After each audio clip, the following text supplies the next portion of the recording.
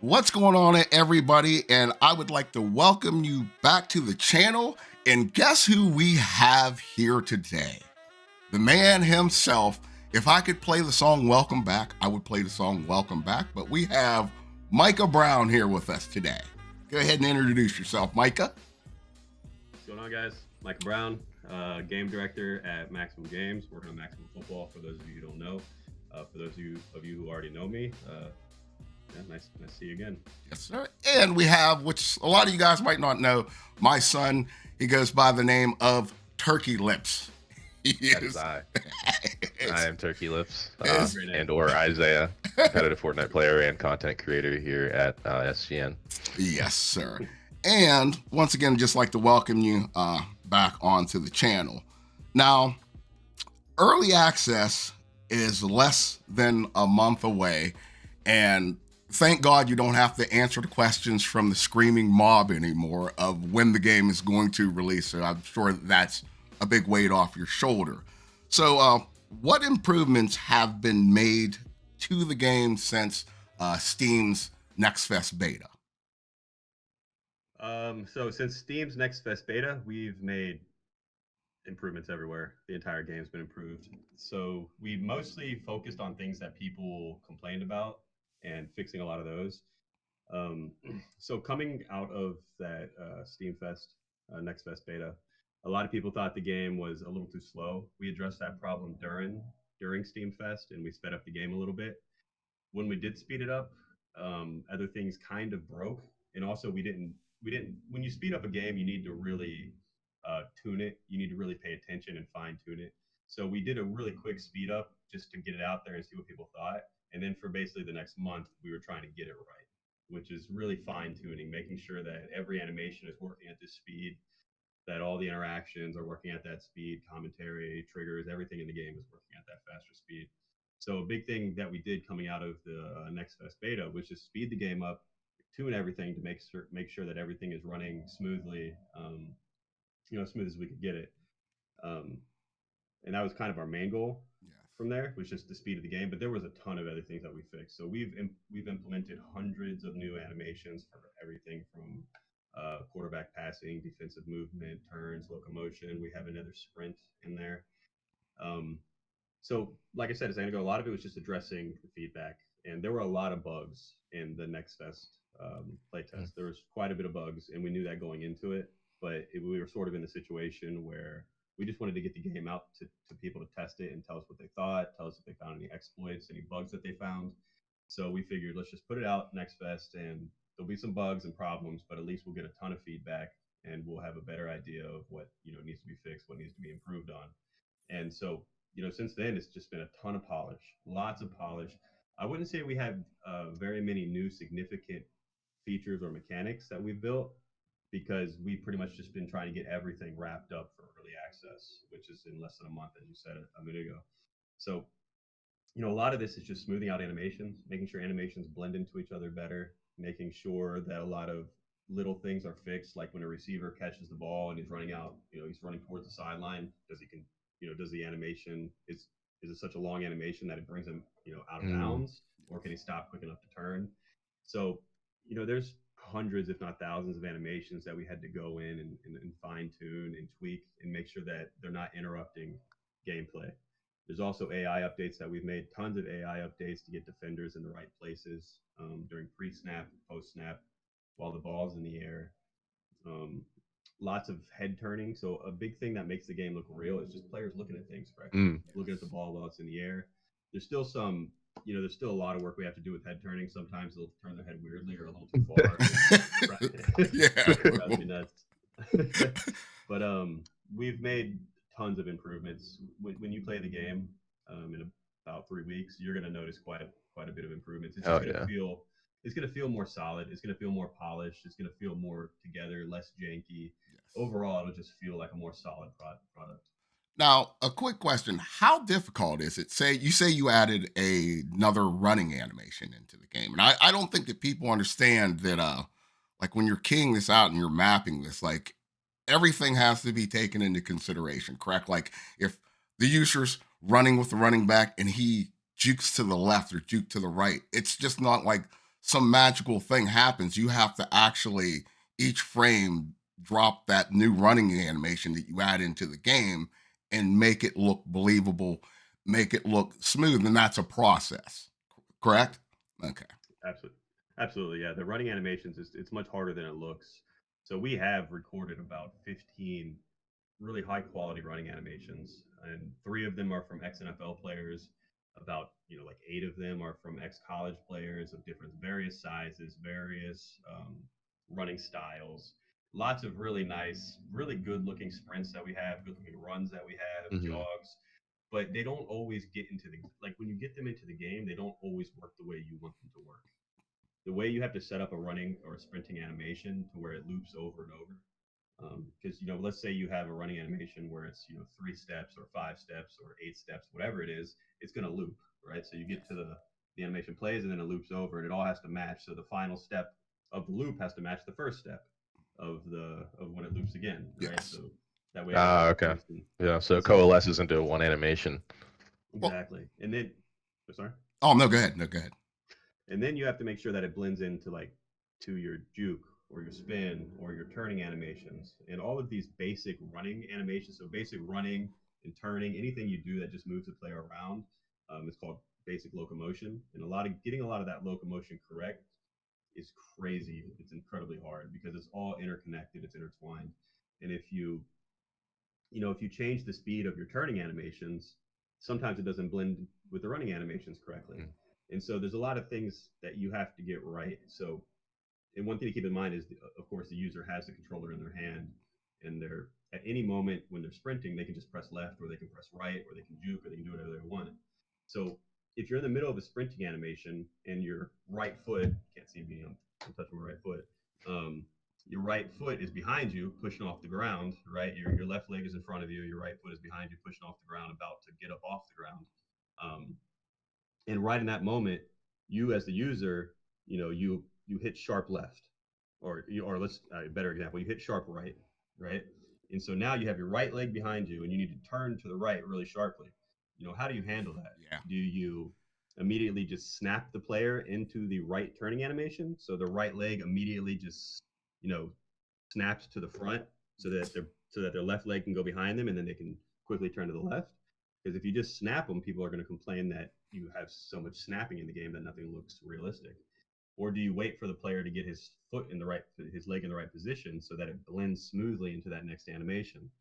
Um, and so there's a lot of things to keep in mind, right? So one of the things we try to do is we allow the user to break out of pretty much any animation at any moment. So if you're in the middle of this, yeah, so if you're in the middle of a sprint and your back leg is just lifting off the ground, but your next animation requires your back leg, to be in front of you, then we'll allow you to break out of the animation, and then we'll blend into that next animation. Mm. And this is one of the things that Unreal Engine does pretty well. They have a lot of tools in there that allow for animation blending.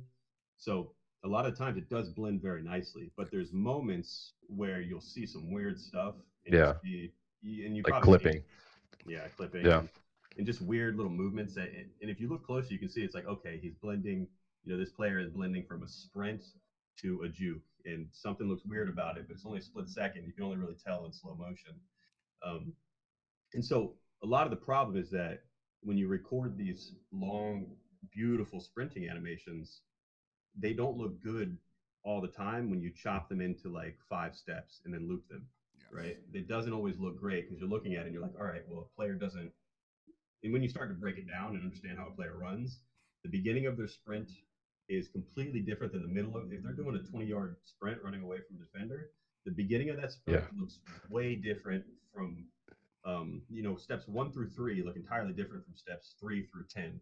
And then once they hit full speed and they open up that chest and they start letting wind get in there, and they're hauling butt, that's completely different. That only happens when a player breaks open. Yeah. Yes. When they know they're gone. Yeah. Yeah. So a wider gate. Now over time, I would imagine that you would be able to build a bigger catalog of animations to choose from to make those animations look more correct. And that's something I try to hit home in the videos that we do, that sometimes things like that take time to actually build the catalog to see what you're going to need in the game. It's not something you can just be like, hey, that doesn't look right. Hey, get out there. Let's capture that. There's like you said, with the steps, there's a lot that goes into it.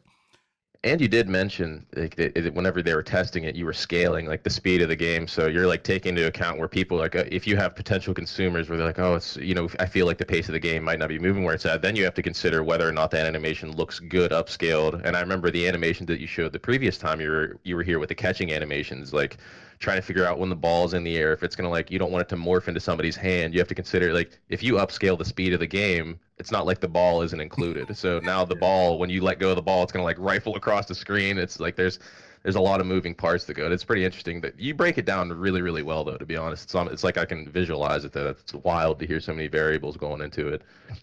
Now, there's a lot. Yeah, there's a lot that goes into it. It's pretty nuts. Sorry. No, go ahead. No, go ahead. What you said reminded me of something else because so let's say you have a player. So we record.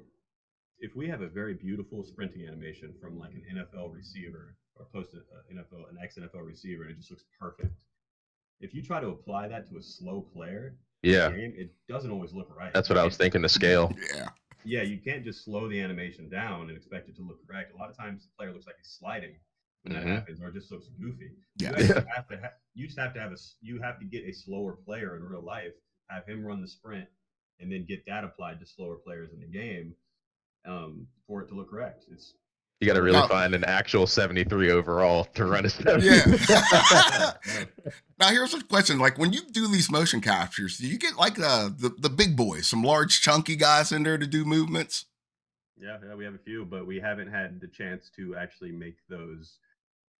The problem is that we don't have 18 million animators the way some other studios do, right? We have a good number of animators. We have enough to get this. We have quite a few more than people think, but we don't have enough to do everything that you want to do in the game. Yeah.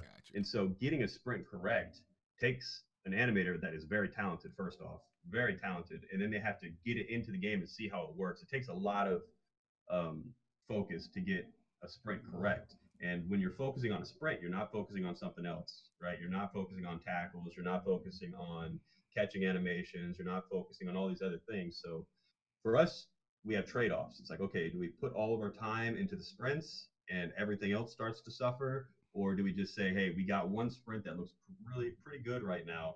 And is it good enough for most of the people that are out there? Okay, then let's start fixing some other things that look kind of stupid or janky in the game. And then when we have more time, let's get that second sprint in. And then when we have more time, let's get the third sprint in, get it all correct.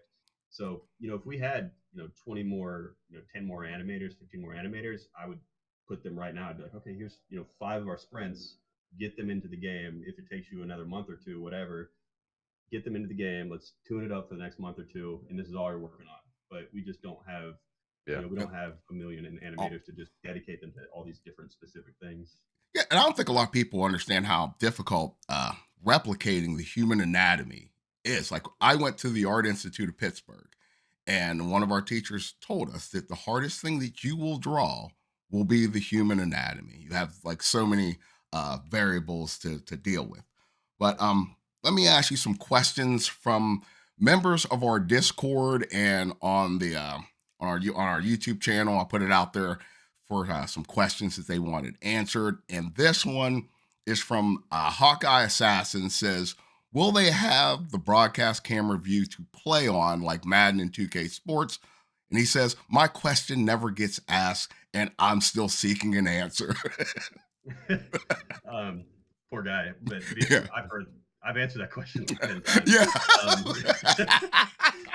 From different people. So, but yeah, I have to keep. It's not a problem, right? Yes. Keep answering it. There's different people who don't hear it. But yes, we have broadcast cameras. Okay, so the problem is we have broadcast cameras that work, and it's easy to get them working in spectator mode because there's no controller involved. You're just watching the game.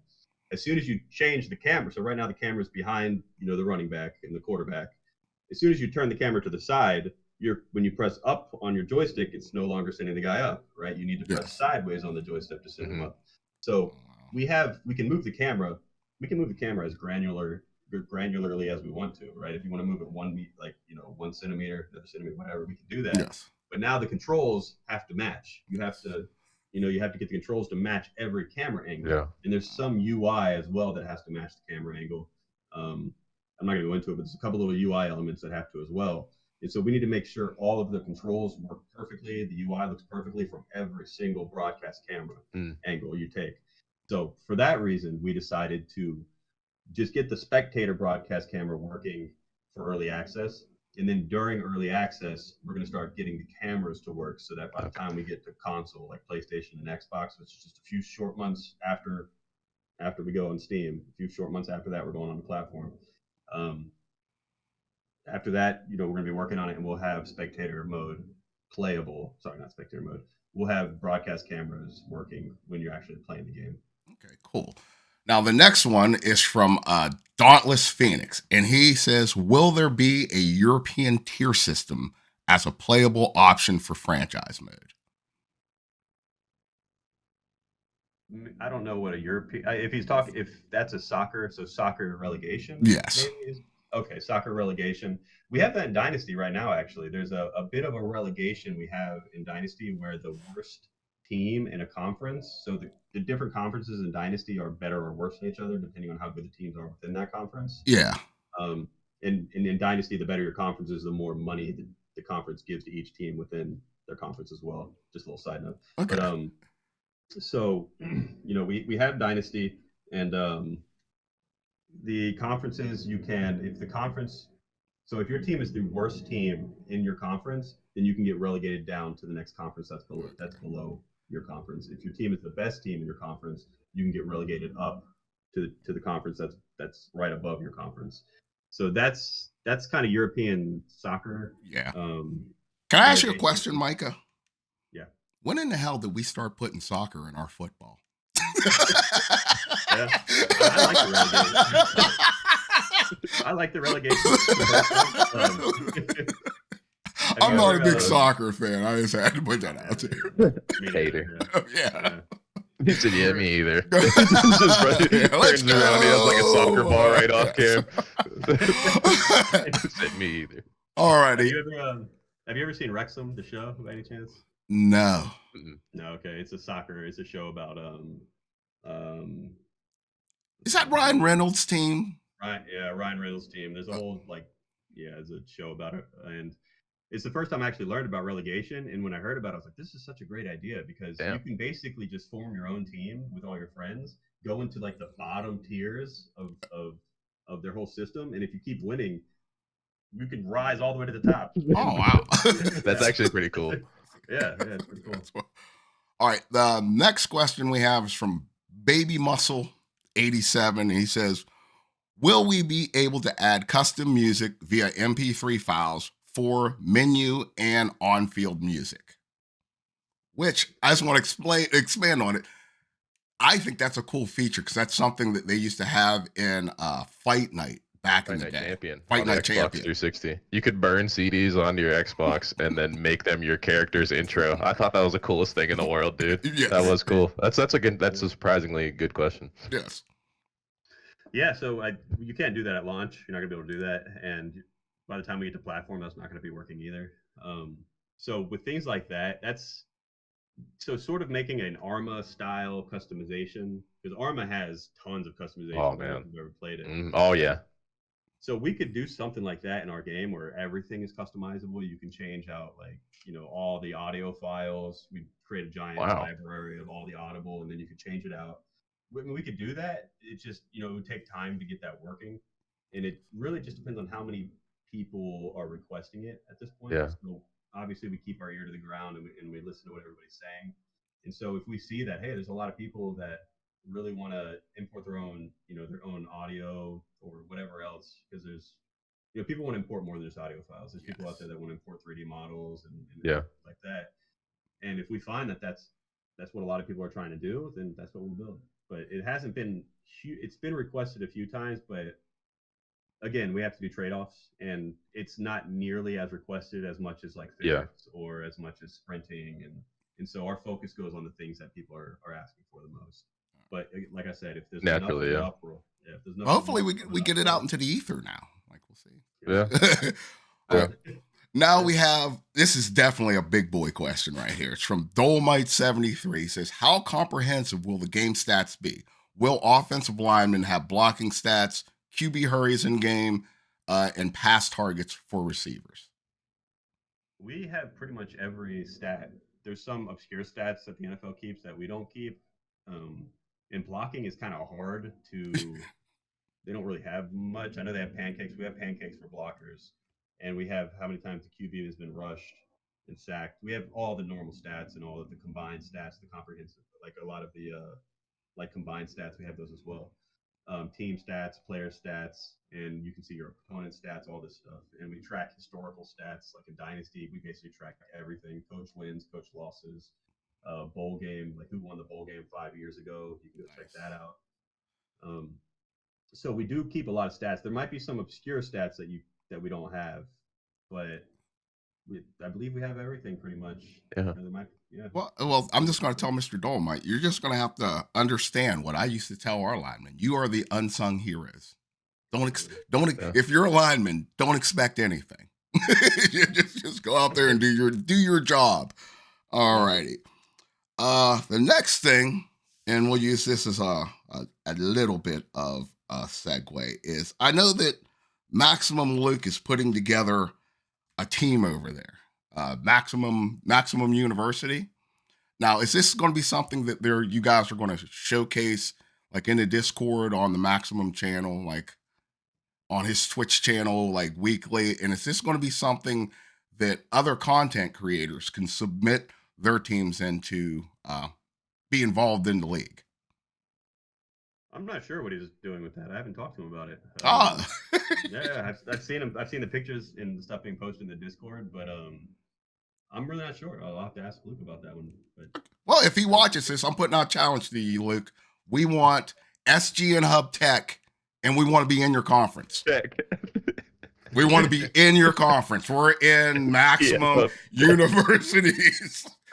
We want to be in your division. Tech is diabolical. Yes, it is. Got 2 members. Yeah, 2 members. That's all. That's all we need. That's all we need. Okay. Before the interview, I did a little bit of digging, and I think that this is a cool thing because this is from 13 years ago. I shared to you prior. You talked about getting into the gaming industry, and I'm just going to throw it up on the screen so everybody can see it. Show what kind of credibility this man has. My ultimate goal in the industry is to be successful and to be a lead designer at a studio. Hopefully a studio that makes their own intellectual IPs or their own IPs that they make in-house, and just to be a well-respected designer.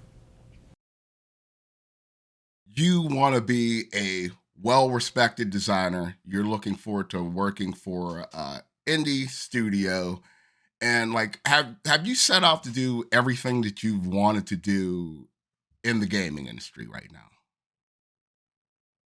I think I'm in this place where I said I wanted to be. It wasn't easy to get here. It was a traumatic, series of steps that got me here, I'd say. Yeah.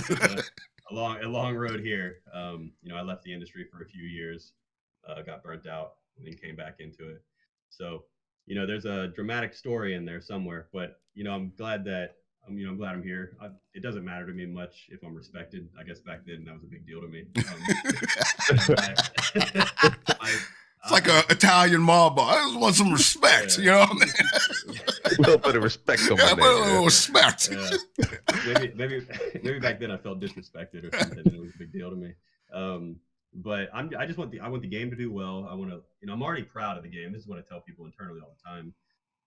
We can't, we don't know exactly how the game will sell. We don't know how much, money we'll make. We don't know if this thing will go viral and everybody loves it, or if there's a million people out there that will just nitpick on things that we don't have that they see, and they're just like, oh, why don't you have the option working right now or whatever else. There's a lot of things that you can nitpick on and focus on that you might not like. But I'm very proud of this game. I think it's a great football game, and I'm happy that we built this, and I like, so looking back at that video, like the respect doesn't mean as much to me anymore. What means the most to me now is just that we can produce a game that is good, that we're proud of, that we're happy with, and I think that's what we've done. Awesome. Now, you mentioned prior that there's a 4-year gap before you decided, because you said you were a former football player. What position did you play? I played outside linebacker and I played safety. So Defense. I yeah. like that. I Mhm. like that. Yeah. Now, where did you play your football at? I was in Orlando, Florida, so I played high school out here, and then in college I went up to Missouri, and I played for a double A school. Um, it was Eastern Missouri or Southeastern Missouri, and I played there for 1 year, and then I started talking to the coaches down here at UCF, and they looked at my film and everything, and they offered me a spot on the UCF team. They said, hey, we'll let you come down here and play with us, but we're not going to give you a scholarship. You'll have to earn your scholarship. And so I came down to UCF. And while I was here, I found out about grad school, which was the video you just pulled up. I found out about that Florida Interactive Entertainment Academy. And so I basically just quit football and pursued software development and game development. Man, playing down with Florida. Like I got family from Florida, down in Gainesville, and I can't remember like what the name. Alachua. Yeah, Alachua. Thank you, Isaiah. Alachua. Yeah, Alachua. And you play with some dogs down there. I don't know if anybody knows about Florida high school football. But you run into some dogs down there. It's tough. It's tough, man. Yeah. Sorry. Oh no, go ahead. Yeah. I mean, when I was in high school, we were the biggest conference in Florida. It was, so you're playing with the biggest schools and right in the center of Orlando. It's tough. Like every week you go against a team that had 5 or 6 guys who were going D1. Yes. God. On my team we had like 3 or 4 guys who were going D1, D2. We were pretty good back in high school. Not to brag. Yeah, like it's a like just from coaching up here, and like I have family in Texas, and the advantage that the southern schools have, like they can be outdoors all year round. Like, we're up here in Ohio and it gets cold, so you can't, a lot of times during the winter months you're inside of a gym practicing on a basketball court, and down in Florida, it's wide open, you're able to get outside, and that means a lot as far as X's and O's, like when you're prepping for the upcoming season. A lot of people don't see that. Alrighty. I think that we've got pretty much all of the questions in here, and I'm going to end it by asking you, where do you see Maximum Football at in the next 2 to 3 years?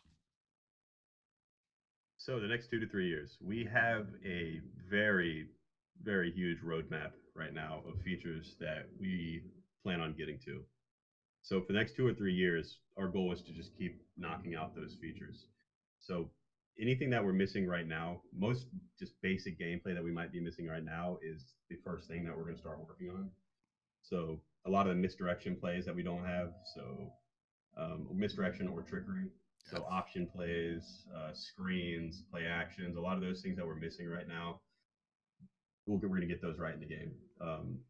We'll try to get every single type of handoff, every offensive formation. Just try to shore up all the things that we don't have, get those all in the game, get those all working. Also, it's the physics. So our huge goal, the big goal that we have, is to get to the backbreaker level of physics. Wow. And we're hoping that within the year, not like within the next calendar year, not within the next couple of months, but by within a year from today, I'd say that we can get there to the backbreaker level. So it'll take time. Obviously, physics is huge. Yes. And it's a lot of it's a lot. It takes really talented developers who want to take on the challenge. It takes a unique developer to even want to work on this. Yes. And we have a few that are now, that we have a few that are able to work on it and who want to work on it. So the physics is huge. We're going to try to get to the backbreaker level. That's kind of the huge goal for us. After that, it's the sprints, getting the basic locomotion. So sprints, sharp turns, getting tons of variation there and making it look as good as possible. We can get to the point where our sprints look amazing. I'd say right now they're passable. Yes. Right? I'd say a few months ago we had janky sprinting look. We had some janky looking sprints. They worked. They were functional in the game. They got the players where they needed to go, but they were a little janky looking. Now the sprints, I think, they don't look janky to me. They might be a little bit to somebody who just picks up the game. I'm not sure, but the sprints have had significant improvements, but they're not, they're not blow your mind amazing yet. Yeah. So the next step is to get them to the blow your mind, just make them absolutely amazing sprints, make them beautiful, and transition into every turn and get that correct. We also want to focus on the QB. Getting his pocket movement to look perfect, I think, is a big deal, because there's a lot of players, a lot of players don't even play defense. A lot of users out there, they'll just skip right. They want to skip defense and go right to the quarterback, and so quarterback gets a ton of time. And there's another game being developed right now, the varsity game, and I think their QB pocket movement, from what I've seen, they only show they've only seen a few little clips, so I don't know how it works in game when defenders are coming at you and you have to turn on a dime at any moment. I don't know how it looks in real gameplay, but what I've seen from the QB just moving around the pocket looks phenomenal. So we're going to get to that. Yeah, so we're going to get to that level, and then we also have some more mechanics that we want to implement for the QB. Things that old 2K used to have, where where the QB could do a little move to evade. They had like a little QB evade move. Yeah, a little I think I know what you're talking about. Yeah. I think that was in All Pro Football 2K as well. It was like a little. It wasn't like a full cut. It was almost like just like a little roll. It was like they kind of like roll out of the way. Yeah, little hop steps, and like the way that they moved in the pocket was very like nice and fluid. Now, like we want to. I'm sorry. No, go ahead. Like we want to do a little flick stuff too. So like if you flick the joystick to the right, he'll take a step. But if you hold it, he actually starts to walk. If you flick forward, he'll take a step. If you hold it, he'll actually start to walk. Move forward in his passing stance. And then other things where there's sort of like not really combo moves, but if you want to roll the QB out, rolling the QB out is different than just running in a direction, right? It's more of a roll. Yeah. So we want to tie that to the joystick. So right and backwards, rolling the QB. So there's a lot of QB stuff we want to do. So that's pretty. That's high level things. Yeah, I like that, because that adds skill to it. Because if you have, like, when you play Madden, like what you're talking about, that roll mechanic, a lot of people, and I'll give the current game that they have out, if you have a quarterback that's very mobile, you just press that way and he's just, there's no skill in, like, anybody can do that. And if you add a certain mechanic that, if you want to escape the pocket, there's a little bit of a degree of difficulty than just pushing that way and, I'm on my motorboat and I'm your quarterback in manual rather than automatic. Yes. Now, I do have to add one thing. When can we expect to see connected franchise? A franchise mode? Yeah, connected franchise mode, online connected franchise. Like Dynasty and franchise playing together? Yes. Yeah. So as soon as we release franchise, it's looking like franchise will come early, somewhat in Q1 of next year. Okay. I don't know the exact date yet. We're still, right now our main focus is just cleaning up all the bugs and getting networking bugs cleared out. But we're working on franchise right now. We have one or two developers who are focused on franchise right now. So, and we have a lot of cool stuff planned for franchise. A lot of updates from Dynasty, and it's going to be working fully with Dynasty, so it'll be pretty cool. But it's looking like Q1, middle to end of Q1 for franchise. Don't quote me on this. I mean, you can quote me, but just I'm quoting you. I'm quoting. No. I'm quoting him, brother. Put it out there. You heard him. Micah said it. It has to happen. Yeah, it has to happen. Absolutely. Yeah. It's good. I mean, absolutely. We're releasing the franchise mode, so it's just as soon as we get it working perfectly well and it's fully connected to Dynasty. Then awesome. Heck yeah. Well, I tell you what, I appreciate you for taking time out of your day, sharing some information with us. As you know, I'm probably one of you guys' biggest pom-pom holders. I get the comments from everybody. I get to hate all the time. But like, honestly, I believe in what you guys are doing. I'm one of those people that trust the process, and I don't think a lot of people realize that. Sometimes when you're bringing something new to the table, it takes time for like what game people want. Those things take time, and it's wild because they've given other companies over 30 years of time, and it's still not what they want. And here's a game right out the gate that has Yeah. a majority of the things that you want. All the rest of it is pretty much, honestly, in my opinion, cosmetic, you know, just because that's what you're used to. But once again, like always, I'm blabbing. Like to thank you for being here. And if you want to come back on in the future, let you know it'll be a little bit different. We're building a studio, so the next time that we have you on here will be a totally different look. Yeah, that's a good whole room, Awesome. soundproof room studio that we're putting together, and it's actually going to be pretty dope. Be a way better experience, I think, for the people watching it as well, the viewer experience. Yes, 100% Nice. better Awesome. experience.